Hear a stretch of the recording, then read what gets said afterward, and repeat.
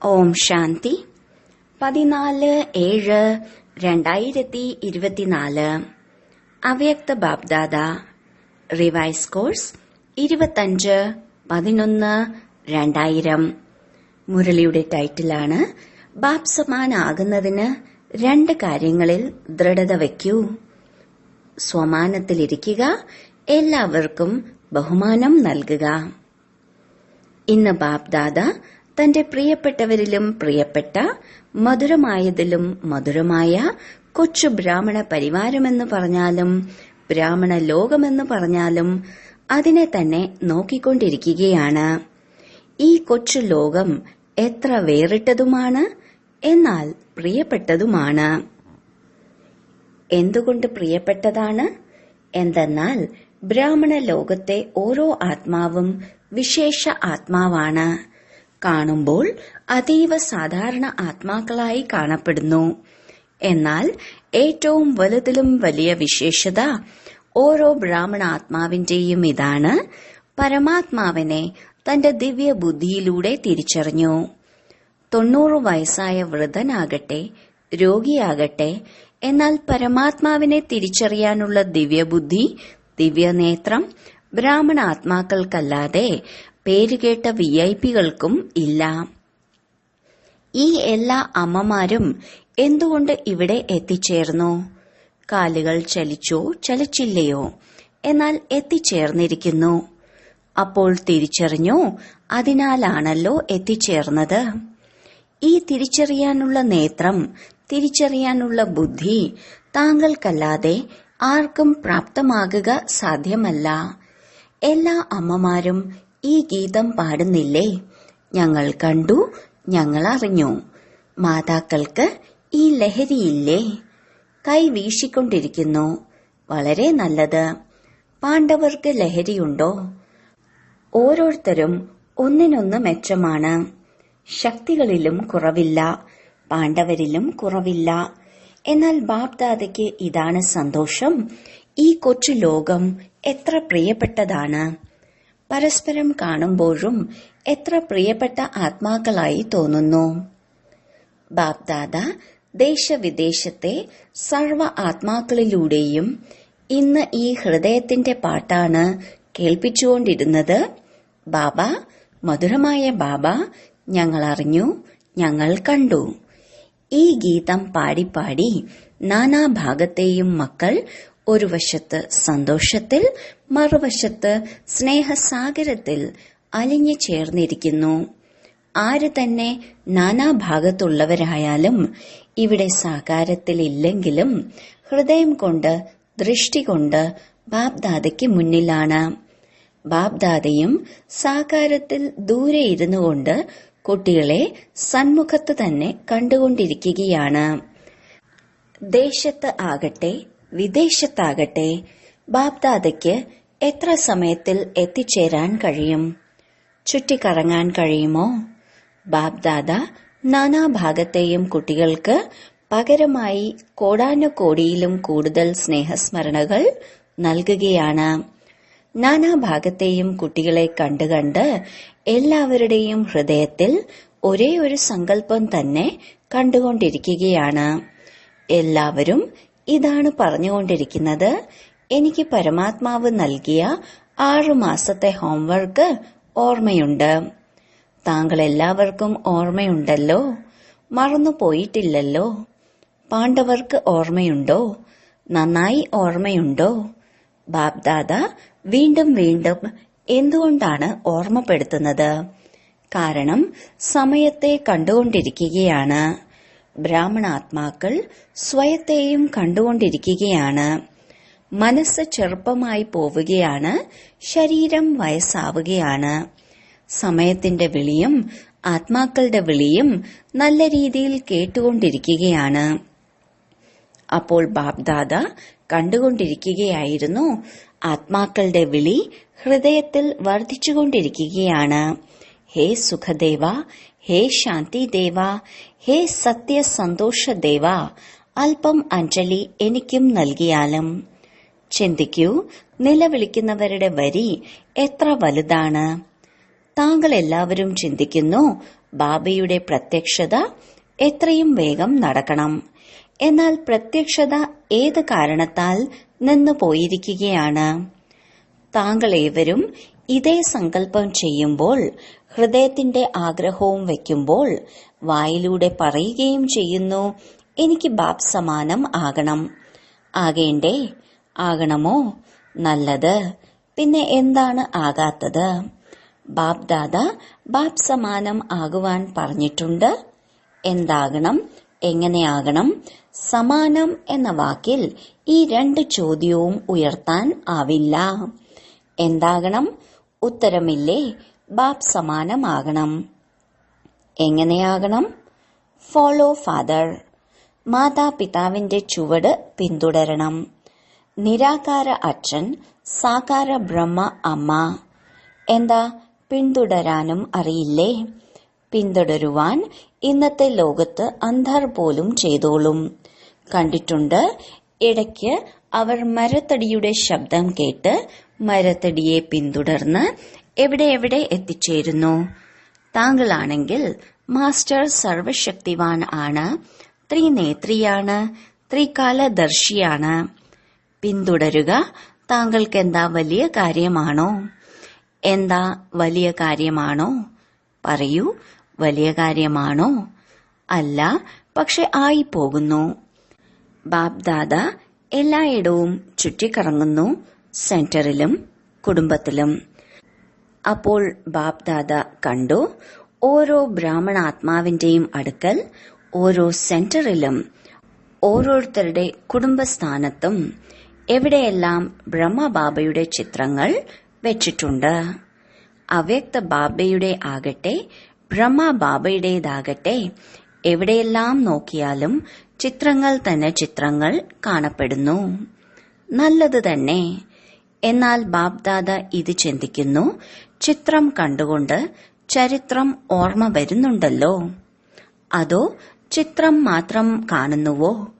ചിത്രം കണ്ട് പ്രേരണ എടുക്കുന്നുണ്ടല്ലോ. ബാബ് ദാദ മറ്റൊന്നും പറയുന്നില്ല, വെറും ഒരേ ഒരു വാക്ക് പറയുന്നു, പിന്തുടരൂ. അത്രമാത്രം. ചിന്തിക്കരുത്, കൂടുതൽ പദ്ധതി ഉണ്ടാക്കാതിരിക്കുക. ഇതല്ല അത് ചെയ്യാം, ഇങ്ങനെയല്ല അങ്ങനെ, അങ്ങനെയല്ല ഇങ്ങനെ. വേണ്ട. എന്ത് ബാബ ചെയ്തുവോ കോപ്പി ചെയ്യണം. അത്രമാത്രം. കോപ്പി ചെയ്യാൻ അറിയില്ലേ? ഇന്നത്തെ കാലത്ത് സയൻസ് ഫോട്ടോ കോപ്പിയുടെയും യന്ത്രം പുറത്തിറക്കിയിട്ടുണ്ട്. ഇറക്കിയിട്ടില്ലേ? ഇവിടെ ഫോട്ടോ കോപ്പി ഇല്ലേ? ഇപ്പോൾ ഈ ബ്രഹ്മ ബാബയുടെ ചിത്രം വെക്കുന്നു. വെച്ചോളൂ, നന്നായി വെച്ചോളൂ, വലുതിലും വലുതായി വെച്ചോളൂ. എന്നാൽ ഫോട്ടോ കോപ്പി ചെയ്യില്ലേ? അപ്പോൾ ബാബ് ദാദ ഇന്ന് നാനാഭാഗത്തും ചുറ്റിക്കറങ്ങി ഇത് നോക്കുകയായിരുന്നു. ചിത്രത്തോടാണോ സ്നേഹം, അതോ ചരിത്രത്തോടാണോ സ്നേഹം? സങ്കല്പമുണ്ട്, ഉണർവുമുണ്ട്, ലക്ഷ്യവുമുണ്ട്. മറ്റെന്താണ് വേണ്ടത്? ബാബ്ദാദ കണ്ടു, ഏതൊരു സാധനത്തെയും നല്ല രീതിയിൽ ശക്തമാക്കുന്നതിന് 4 മൂലകളിൽ നിന്ന് അതിനെ ഉറപ്പിക്കാറുണ്ട്. അപ്പോൾ ബാബ്ദാദ കണ്ടു, 3 കോണുകൾ പക്കയാണ്. ഇനി ഒരു കോൺ പക്കയാകണം. സങ്കല്പവുമുണ്ട്, ഉണർവുമുണ്ട്, ലക്ഷ്യവുമുണ്ട്. ആരോട് വേണമെങ്കിലും ചോദിച്ചു നോക്കൂ, എന്താകണം? ഓരോരുത്തരും പറയുന്നു, ബാബ് സമാനമാകണം. ആരും ഇങ്ങനെ പറയുന്നില്ല, ബാബയിൽ നിന്ന് താഴെ ആകണം. ഇല്ല, സമാനമാകണം. നല്ല കാര്യമാണ്. ഒരു മൂല ശക്തമാക്കുന്നു എങ്കിൽ പോകെ പോകെ ദുർബലമായി പോകുന്നു. അതാണ് ദൃഢത. സങ്കല്പമുണ്ട്, ലക്ഷ്യമുണ്ട്. എന്നാൽ ഏതെങ്കിലും സാഹചര്യം വരുമ്പോൾ സാധാരണ വാക്കുകളിൽ താങ്കൾ അതിനെ പറയുന്നു, പ്രശ്നങ്ങൾ വരുന്നു. അത് ദുർബലമാക്കുന്നു. ദൃഢത എന്ന് അതിനെയാണ് പറയുന്നത്. മരിച്ചാലും ഇല്ലാതായാലും സങ്കല്പം ഇല്ലാതാകരുത്. തല കുനിക്കേണ്ടി വന്നാലും, ജീവിച്ചിരിക്കെ മരിക്കേണ്ടി വന്നാലും, താങ്കൾക്ക് വഴങ്ങേണ്ടി വന്നാലും, സഹിക്കേണ്ടി വന്നാലും, കേൾക്കേണ്ടി വന്നാലും സങ്കല്പം പോകരുത്. ഇതിനെയാണ് പറയുന്നത് ദൃഢത. കൊച്ചു കൊച്ചു കുട്ടികൾ ഓം നിവാസിൽ വന്നിരുന്നപ്പോൾ ബ്രഹ്മബാബ അവർക്ക് കളിച്ചിരിയിൽ ഓർമ്മപ്പെടുത്തിയിരുന്നു, പക്ക ആക്കിയിരുന്നു. ഇത്രയും വെള്ളം കുടിക്കേണ്ടി വരും, ഇത്രയും മുളക് തിന്നണം, പേടിക്കരുത്. പിന്നെ കൈകൊണ്ട് ഇങ്ങനെ കണ്ണിനു മുന്നിൽ ചെയ്തിരുന്നു. അപ്പോൾ ബ്രഹ്മബാബ കൊച്ചു കൊച്ചു കുട്ടികളെ പക്ക ആക്കിയിരുന്നു. എങ്ങനെയുള്ള സമസ്യ വന്നാലും സങ്കല്പത്തിന്റെ കണ്ണ് ഇളകരുത്. അതാണെങ്കിൽ ചുവന്ന മുളകും വെള്ളപാത്രവുമായിരുന്നു, കൊച്ചുകുട്ടികളായിരുന്നു. താങ്കളാണെങ്കിൽ എല്ലാവരും ഇപ്പോൾ വലിയവരാണ്. അപ്പോൾ ബാബ്ദാദ ഇന്നും കുട്ടികളോട് ചോദിക്കുന്നു, താങ്കൾക്ക് ദൃഢസങ്കല്പം ഉണ്ടോ? സങ്കല്പത്തിൽ ദൃഢത ഉണ്ടോ? ബാബ് സമാനം ആവുക തന്നെ വേണം എന്ന്. ആകണം എന്നല്ല, ആകുക തന്നെ വേണം. ശരി, ഇതിൽ കൈവീശു. ടിവി കാർ എടുത്തോളൂ. ടിവി ഉപയോഗപ്പെടുത്തണമല്ലോ. വലുതായി കൈ കാണിക്കൂ. നല്ലത്. അമ്മമാരും ഉയർത്തുകയാണ്. പിറകിലുള്ളവർ ഒന്നുകൂടെ ഉയരെ കൈ കാണിക്കൂ. വളരെ നല്ലത്. ക്യാബിനിലുള്ളവർ ഉയർത്തുന്നില്ല. ക്യാബിനിലുള്ളവർ നിമിത്തമാണല്ലോ. ശരി, കുറച്ചു നിമിഷത്തേക്ക് കൈ ഉയർത്തി ബാബ്ദാദയെ സന്തോഷിപ്പിച്ചു. ഇപ്പോൾ ബാബ്ദാദ കേവലം ഒരേ ഒരു കാര്യം കുട്ടികളെ കൊണ്ട് ചെയ്യിക്കാൻ ആഗ്രഹിക്കുന്നു. പറയാൻ ആഗ്രഹിക്കുന്നില്ല, ചെയ്യിക്കുവാൻ ആഗ്രഹിക്കുന്നു. സ്വന്തം മനസ്സിൽ ദൃഢത കൊണ്ടുവരൂ. ചെറിയൊരു കാര്യത്തിൽ സങ്കല്പത്തെ ദുർബലമാക്കാതിരിക്കൂ. ആരെങ്കിലും അപമാനിക്കട്ടെ, ആരെങ്കിലും വെറുക്കട്ടെ, നിന്ദിക്കട്ടെ, എപ്പോഴെങ്കിലും ആരെങ്കിലും ദുഃഖം നൽകട്ടെ, എന്നാൽ താങ്കളുടെ ശുഭഭാവന മാറാതിരിക്കട്ടെ. താങ്കൾ വെല്ലുവിളിക്കുന്നു, ഞങ്ങൾ മായയെ, പ്രകൃതിയെ പരിവർത്തനം ചെയ്യുന്ന വിശ്വപരിവർത്തകരാണ്. സ്വന്തം കർത്തവ്യം ഓർമ്മയുണ്ടല്ലോ. വിശ്വപരിവർത്തകരല്ലേ? അഥവാ ആരെങ്കിലും തന്റെ സംസ്കാരത്തിന് വശപ്പെട്ട് താങ്കൾക്ക് ദുഃഖവും നൽകട്ടെ, മുറിവേൽപ്പിക്കട്ടെ, ഉലയ്ക്കട്ടെ, അപ്പോൾ എന്താ? താങ്കൾക്ക് ദുഃഖത്തിന്റെ കാര്യത്തെ സുഖത്തിലേക്ക് പരിവർത്തനം ചെയ്യാൻ കഴിയില്ലേ? അപമാനത്തെ സഹിക്കാനാവുകയില്ലേ? നിന്ദയെ റോസാ പുഷ്പമാക്കുവാൻ കഴിയില്ലേ? സമസ്യയെ ബാബ് സമാനമാക്കുന്നതിനുള്ള സങ്കല്പത്തിലേക്ക് പരിവർത്തനപ്പെടുത്താനാവില്ലേ? താങ്കളേവർക്കും ഓർമ്മയുണ്ടാകും, താങ്കൾ ബ്രാഹ്മണ ജന്മത്തിലേക്ക് വന്നപ്പോൾ നിശ്ചയിച്ചു, താങ്കൾ 1 സെക്കൻഡ് എടുത്താലും 1 മാസം എടുത്താലും, പക്ഷെ എപ്പോൾ മുതൽ താങ്കൾ നിശ്ചയിച്ചുവോ, ഹൃദയം പറഞ്ഞു, ഞാൻ ബാബയുടേത്, ബാബ എന്റേത്, സങ്കൽപ്പിച്ചുവല്ലോ, അനുഭവം ചെയ്തുവല്ലോ. അപ്പോൾ മുതലേ താങ്കൾ മായയെ വെല്ലുവിളിച്ചു, ഞാൻ മായാജീത്ത് ആകും. ഈ വെല്ലുവിളി മായയോട് ചെയ്തില്ലേ? മായാജീത്താകണോ വേണ്ടയോ? മായാജീത്ത് താങ്കൾ തന്നെയല്ലേ? അതോ ഇനി മറ്റാരെങ്കിലും വരണോ? എപ്പോൾ മായയെ വെല്ലുവിളിച്ചുവോ, അപ്പോൾ ഈ സമസ്യകൾ, ഈ പ്രശ്നങ്ങൾ, ഈ ഇളക്കങ്ങൾ മായയുടെ തന്നെ റോയൽ രൂപമാണ്. മായ മറ്റൊരു രൂപത്തിലും വരികയേയില്ല. ഈ രൂപങ്ങളിൽ തന്നെ മായാജീത്ത് ആകണം. പ്രശ്നം മാറുകയില്ല, സെന്റർ മാറുകയില്ല, സ്ഥലം മാറുകയില്ല, ആത്മാക്കൾ മാറുകയില്ല, നമുക്ക് മാറണം. താങ്കളുടെ സ്ലോഗനാണെങ്കിൽ എല്ലാവർക്കും വളരെ നന്നായി തോന്നുന്നു. മാറിക്കാണിക്കണം, പകരം വീട്ടേണ്ട, മാറണം. ഇതാണെങ്കിൽ പഴയ സ്ലോഗനാണ്. പുതിയ പുതിയ രൂപം, റോയൽ രൂപവുമായി മായ ഇനിയും വരും. പരിഭ്രമിക്കരുത്. ബാബ്ദാദ അടിവരയിടുകയാണ്, മായ ഇങ്ങനെയുള്ള രൂപങ്ങളിൽ വരും, വന്നുകൊണ്ടിരിക്കുന്നു. ആരാണോ ഇത് മായയാണ് എന്ന് തിരിച്ചറിയുക പോലും ചെയ്യുന്നില്ലയോ, അവർ പറയും, ഇല്ല ദാദി, താങ്കൾ മനസ്സിലാക്കുന്നില്ല, ഇത് മായയല്ല, ഇത് സത്യമായ കാര്യമാണ്. ഇനിയും റോയൽ രൂപത്തിൽ വരും, ഭയക്കാൻ പാടില്ല. എന്തുകൊണ്ട്? നോക്കൂ, ഏതൊരു ശത്രുവും അഥവാ തോൽക്കുകയാണെങ്കിലും ജയിക്കുകയാണെങ്കിലും ചെറിയ ചെറിയ അസ്ത്രശസ്ത്രങ്ങൾ ഉള്ളവരാണെങ്കിലും ഉപയോഗിക്കുമോ ഉപയോഗിക്കാതിരിക്കുമോ? ഉപയോഗിക്കില്ലേ? അപ്പോൾ മായയുടെയും അന്ത്യം സംഭവിക്കണം. എന്നാൽ എത്രത്തോളം അന്ത്യം സമീപത്തേക്ക് വരുന്നുവോ അത്രയും അത് പുതിയ പുതിയ രൂപത്തിൽ തന്റെ അസ്ത്രശസ്ത്രങ്ങൾ ഉപയോഗിച്ചുകൊണ്ടിരിക്കുന്നു. ഉപയോഗിക്കുകയും ചെയ്യും. പിന്നീട് താങ്കളുടെ കാൽക്കൽ നമസ്കരിക്കും. ആദ്യം താങ്കളെ തല കുനിപ്പിക്കാൻ ശ്രമിക്കും. പിന്നീട് സ്വയം തല കുനിച്ചു പോകും. കേവലം ഇതിൽ ഇന്ന് ബാപ്ദാദ ഒരേ ഒരു വാക്ക് വീണ്ടും വീണ്ടും അടിവര ഇട്ടുകൊണ്ടിരിക്കുകയാണ്. ബാപ് സമാനമാകണം. തന്റെ ഈ ലക്ഷ്യത്തിന്റെ സ്വമാനത്തിലിരിക്കൂ. ബഹുമാനം നൽകൂ. അതായത് ബഹുമാനം നേടൂ. എടുക്കുന്നതിലൂടെ ലഭിക്കുകയല്ല. നൽകുക അർത്ഥം നേടലാണ്. ബഹുമാനം വേണമെന്ന് വിചാരിക്കുന്നത് യഥാർത്ഥമല്ല. ബഹുമാനം നൽകുക തന്നെയാണ് നേടൽ. സ്വമാനം ദേഹബോധത്തിന്റെ അല്ല, ബ്രാഹ്മണ ജീവിതത്തിന്റെ സ്വമാനം, ശ്രേഷ്ഠാത്മാവിന്റെ സ്വമാനം, സമ്പന്നതയുടെ സ്വമാനം. അപ്പോൾ സ്വമാനവും ബഹുമാനവും കിട്ടുമെന്ന് വിചാരിക്കരുത്. എന്നാൽ നൽകുക തന്നെയാണ് നേടൽ. ഈ രണ്ട് കാര്യങ്ങളിലും ദൃഢത വയ്ക്കൂ. താങ്കളുടെ ദൃഢതയെ ആരെത്ര തന്നെ ഇളക്കിയാലും ദൃഢത ദുർബലമാക്കാതിരിക്കുക. ശക്തമാക്കൂ, അചഞ്ചലമാകൂ.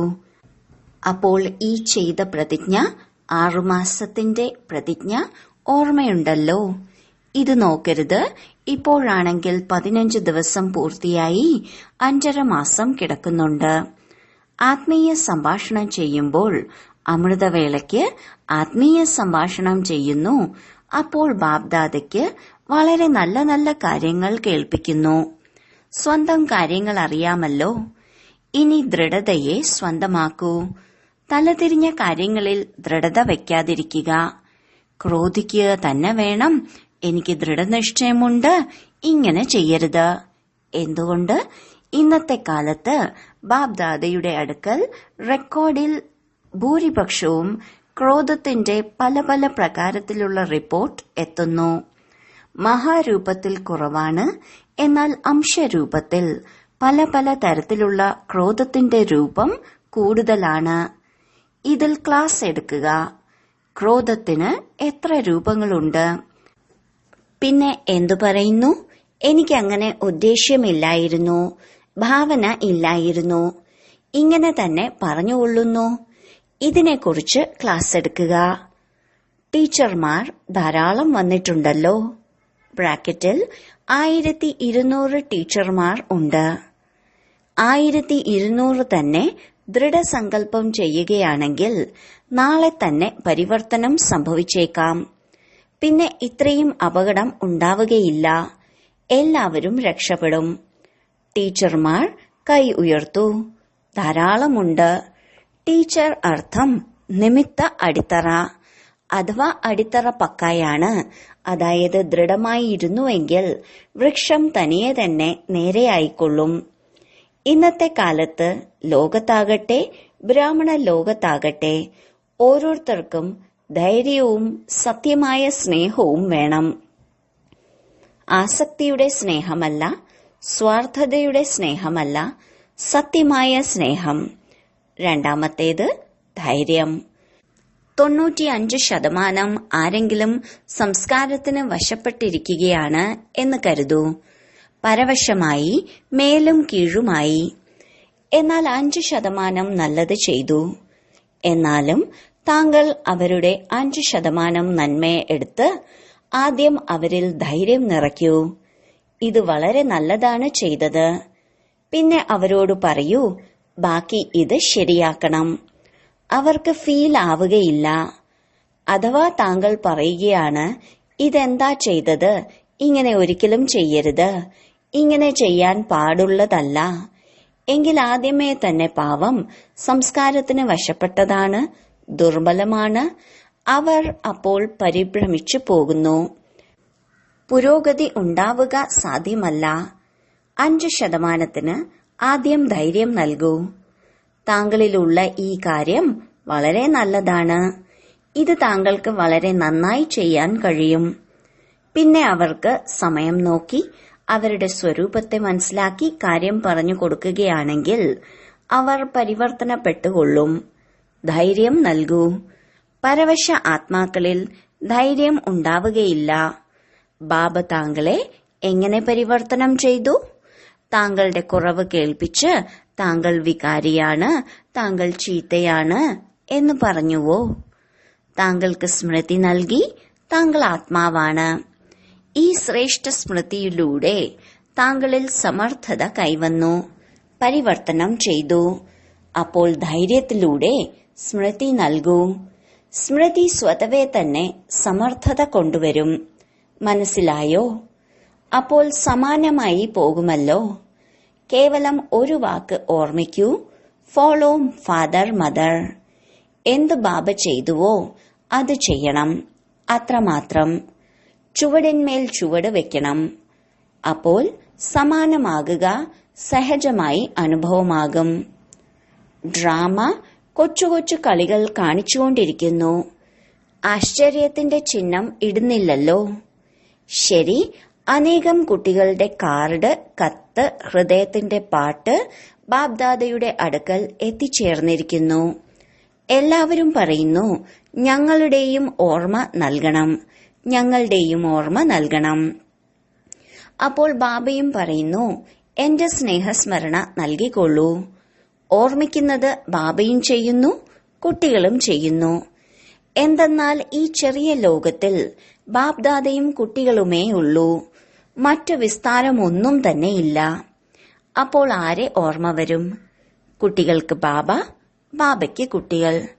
അപ്പോൾ ദേശവിദേശത്തെ കുട്ടികൾക്ക് ബാബ്ദാദയും വളരെ വളരെ വളരെ വളരെ സ്നേഹസ്മരണകൾ നൽകുന്നു. ശരി, നാനാഭാഗത്തെയും ബ്രാഹ്മണ ലോകത്തെ വിശേഷ ആത്മാക്കൾക്ക് സദാ ദൃഢതയിലൂടെ സഫലത പ്രാപ്തമാക്കുന്ന സഫലതയുടെ നക്ഷത്രങ്ങൾക്ക്, സദാ സ്വയത്തെ സമ്പന്നമാക്കി ആത്മാക്കളുടെ വിളിയെ പൂർത്തീകരിക്കുന്ന സമ്പന്ന ആത്മാക്കൾക്ക്, സദാ നിർബലർക്ക്, പരവശർക്ക് തന്റെ ധൈര്യത്തിന്റെ വരദാനത്തിലൂടെ ധൈര്യം നൽകുന്നവരായ ബാബയുടെ സഹായത്തിന് പാത്രമായ ആത്മാക്കൾക്ക്, സദാ വിശ്വപരിവർത്തകരായി സ്വപരിവർത്തനത്തിലൂടെ മായയെ, പ്രകൃതിയെ, ദുർബല ആത്മാക്കളെ പരിവർത്തനപ്പെടുത്തുന്ന പരിവർത്തക ആത്മാക്കൾക്ക്, നാനാഭാഗത്തെയും കൊച്ചു ലോകത്തിലെ സർവ ആത്മാക്കൾക്ക്, സന്മുഖത്ത് വന്നു ചേർന്നിട്ടുള്ള ശ്രേഷ്ഠ ആത്മാക്കൾക്ക് ബാബ്ദാദയുടെ കോടാനുകോടി മടങ്ങ് സ്നേഹസ്മരണ, നമസ്തേ. വരദാനം: സൈലൻസിന്റെ സാധനങ്ങളിലൂടെ മായയെ ദൂരെ നിന്ന് തിരിച്ചറിഞ്ഞ് ഓടിക്കുന്ന മായാജീതായി ഭവിക്കട്ടെ. മായ അവസാന മണിക്കൂർ വരെ വരും. എന്നാൽ മായയുടെ ജോലിയാണ് വരിക, താങ്കളുടെ ജോലിയാണ് ദൂരെ നിന്ന് ഓടിക്കുക. മായ വരട്ടെ, താങ്കളെ ഇളക്കട്ടെ, പിന്നെ താങ്കൾ ഓടിക്കുന്നു. ഇതും സമയം പാഴാക്കലായി. അതിനാൽ സൈലൻസിന്റെ സാധനങ്ങളിലൂടെ താങ്കൾ ദൂരെ നിന്ന് തന്നെ തിരിച്ചറിഞ്ഞോളൂ, ഇത് മായയാണ്. അതിനെ അടുത്തേക്ക് വരാൻ അനുവദിക്കാതിരിക്കുക. അഥവാ ആലോചിക്കുകയാണ്, എന്തു ചെയ്യും, എങ്ങനെ ചെയ്യും, ഇപ്പോഴും പുരുഷാർത്ഥിയാണ്. അപ്പോൾ ഇതും മായയ്ക്ക് സൽക്കാരം ചെയ്യലാണ്. പിന്നെ ശല്യമുണ്ടാകുന്നു. അതിനാൽ ദൂരെ നിന്ന് തന്നെ തിരിച്ചറിഞ്ഞ് ഓടിച്ചോളൂ. അപ്പോൾ മായാജീതായി മാറും. സ്ലോഗൻ: ശ്രേഷ്ഠ ഭാഗ്യത്തിന്റെ രേഖകളെ പ്രത്യക്ഷപ്പെടുത്തൂ, എങ്കിൽ പഴയ സംസ്കാരത്തിന്റെ രേഖകൾ അപ്രത്യക്ഷമായിക്കൊള്ളും. ഓം ശാന്തി.